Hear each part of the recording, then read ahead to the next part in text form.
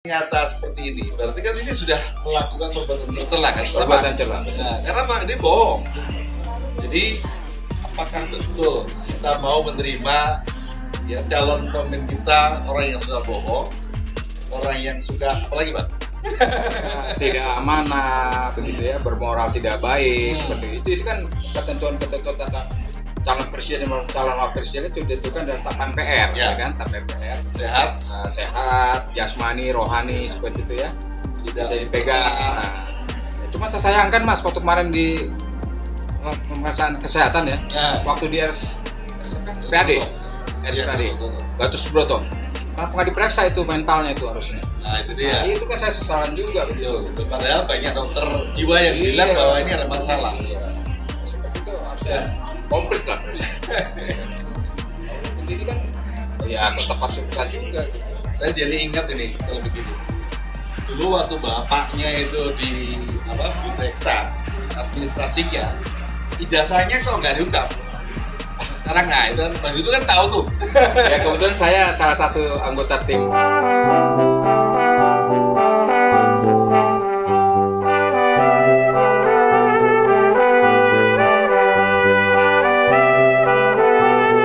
Assalamualaikum warahmatullahi wabarakatuh. Waalaikumsalam. Jumpa lagi dalam obrolan santai kita hari ini. Kita membahas situasi yang sedang terjadi di negara kita tercinta. Ju, gimana kabarnya? Alhamdulillah. Alhamdulillah Mas. Ya, di sini Mas Juju Purwanto dan Heru Purwanto, dua-duanya Purwanto, ya, dua-duanya alumni Hukum UI tahun 82, satu angkatan kita. Dan kita sekarang bincang-bincang di forum apa? Obras.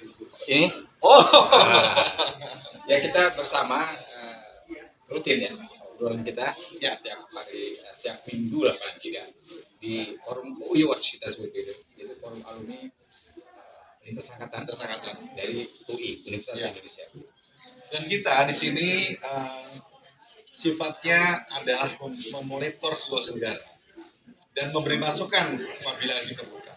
Ya, kita harapkan kritik konstruktif. Konstruktif. Dan satu lagi, kita tidak berharap untuk kita nantinya akan diberikan sesuatu. Non transaksional. Ya, jadi seperti Bang Refli Harun yang bilang saya tidak mau menjabat, nah itu ya kan? Sama kita juga seperti itu. Kita tidak berharap apa-apa karena kita niatnya lillahi ta'ala. Ya. Nah, hari ini kelihatannya lagi pada ngumpul. Apa nih kan? Update hari ini apa tentang situasi politik? Hari ini di Hambalang. Tepatnya Pak Prabowo. Jadi beliau mengumpulkan para figur-figur tokoh-tokoh yang kemarin diundang untuk di briefing. Apa Bang kira-kira yang di briefing? Ya mereka kan katanya calon-calon menteri ya. Jadi walaupun tidak 100% kita bisa pastikan bahwa mereka jadi, tapi paling tidak mereka adalah orang pilihan yang dicalonkan ya, baik laki-laki maupun perempuan. Tapi hari ini rencananya ada briefing gitu. Agendanya dari pagi tadi sekitar jam 8 sampai besok 2 hari. Briefingnya seperti apa kita nggak tahu ya materinya ya. Kita nggak tahu, tapi paling tidak mungkin ya semacam pengarahan gitu ya sebagai calon-calon pemimpin dalam arti kabinet ya nantinya kabinetnya Prabowo Subianto dan Gibran katanya gitu. Kalau Gibran jadi wakil presidennya. Nah ini karena tadi Bang Juju bilang kalau rame kita harus akui ya bahwa kasus GRR ini yang dengan akun Fufu Fafa tadi itu semakin lama semakin bingar-bingar di mana-mana. Tidak hanya di Indonesia, tapi juga bahkan di luar negeri. Iya sampai dunia. Ya. Dan ini menjadi hal yang harus kita simak bersama.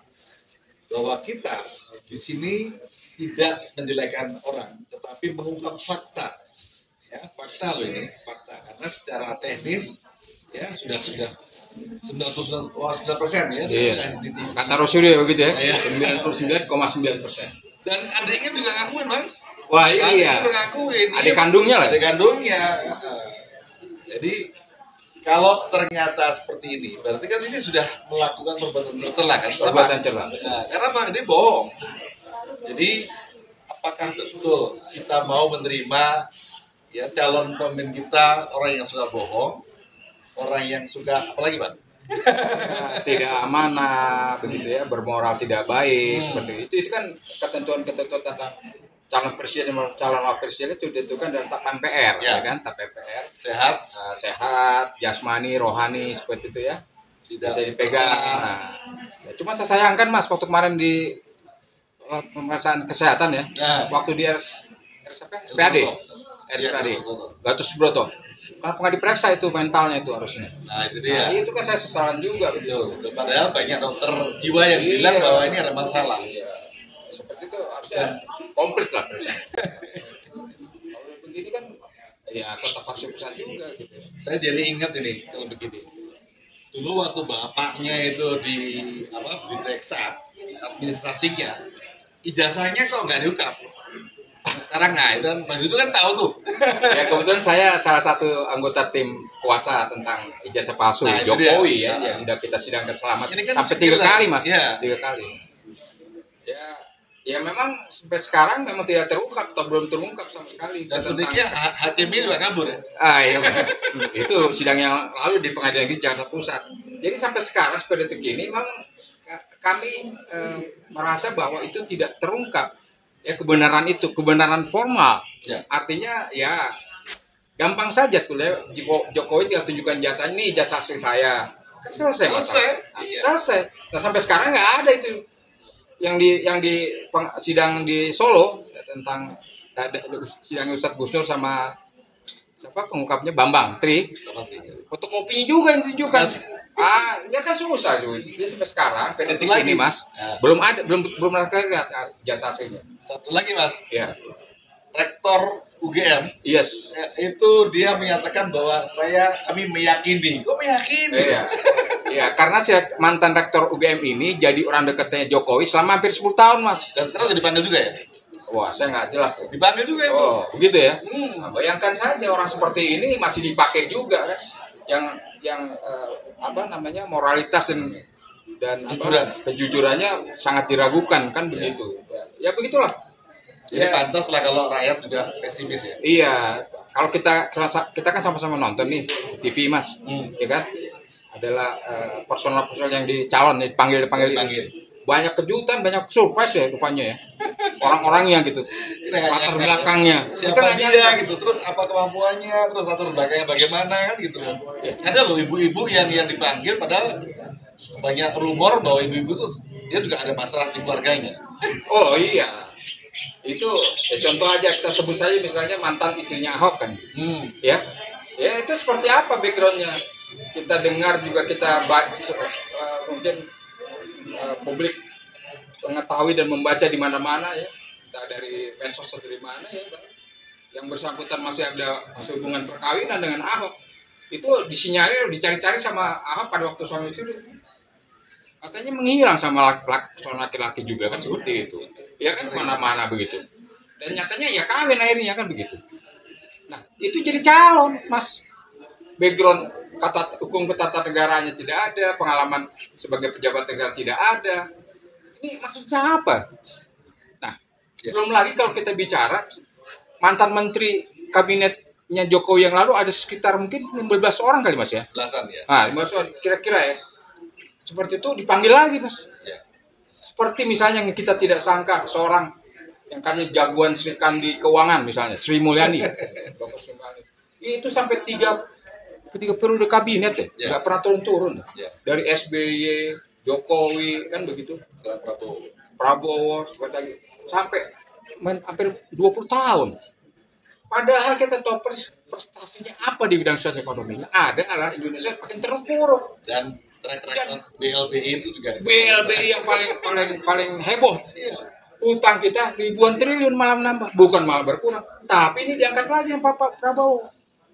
Jadi bagaimana harapan kita seperti ini Mas? Nah itu dia, bicara harapan saya minta izin nih. Kita berharap agar Prabowo dalam 100 hari nanti bekerja dengan sungguh-sungguh. Ya. Salah satu kiatnya bagaimana caranya? Perkuat KPK. KPK kita tahu sekarang ini dilemahkan oleh Jokowi. Semua orang tahu itu. Ya, undang-undang yang baru itu. Iya, nah itu dia. Nah sekarang kita tunjukkan, coba Prabowo tunjukkan bahwa sekarang di tangan dia KPK lebih kuat. Nah, di situ nanti kita akan monitor selama 100 hari pekerjaan mereka, bagaimana kinerja mereka, bagaimana kejujuran mereka. Ya kan pasti akan ada itu masalah yang itu. Kalau KPK benar-benar sungguh mau bekerja. Iya, jadi keberadaan KPK itu harus dikembalikan kepada fungsi yang awal, ya sebagai lembaga independen. Ya begitu. Nah, di era Jokowi itu diacak-acak dobrak-abrik pas fungsi atau peran KPK ini sehingga bisa dikooptasi oleh pihak eksekutif. Kan aneh, lucu ya. Kalau gitu ya dibubarin aja. Sudah ada polisi, sudah ada kejaksaan. Buat apa KPK begitu ya? Jadi buat pajangan saja dan ngabisin anggaran negara, Mas. Nah, kalau bisa emang yang ini kita harapkan di era Prabowo ini dikembalikan fungsinya kepada fungsi awal. Dirubah itu undang-undangnya seperti itu. Betul. Jadi kembali kepada niat baik ya. Bagaimana niat baik kita mau, itulah yang akan kita tunggu ya sebagai harapan kita. Harapan bangsa Indonesia dan harapan kita semua. Ya. Oke, Bang. Saya tambahkan lagi tentang ini nih. Lagi rame kan memang calon kabinet barunya Prabowo ini. Yang tadi kita berharap besar ya. Beliau menempatkan merit system seperti itu, menempatkan orang-orang sesuai dengan bidangnya profesional. Misalkan kabinet profesional kan begitu. Tapi kalau melihat calon-calonnya orang-orang yang jadi second bekas, banyakan yang bekas ada 15 orang dan mantan-mantan bekas ini yang tidak berprestasi, Mas, diambil diundang lagi. Ya kan kayak ketua umum Golkar segala macam kan. Jangan itu mati titipan. Iya, ya pasti. Pasti. Jadi apa yang bisa kita harapkan? Iya, seperti misalkan kabinet seperti ini, kira-kira begitu. Baik, kalau begitu kita boleh berharap ya, tetapi kita juga bisa melihat. Dan jangan salahkan rakyat kalau kamu pesimis karena memang kita lihat track record mereka sebelumnya. Tetapi kami tetap menunggu Prabowo akan berbuat yang lebih baik. Dan ini kami monitor terus oleh UIWON. Sekarang kami tetap dengan moto Veritas, Probitas, Justisia, kebenaran, kejujuran, dan keadilan. Terima kasih. Assalamualaikum warahmatullahi wabarakatuh. Waalaikumsalam warahmatullahi wabarakatuh.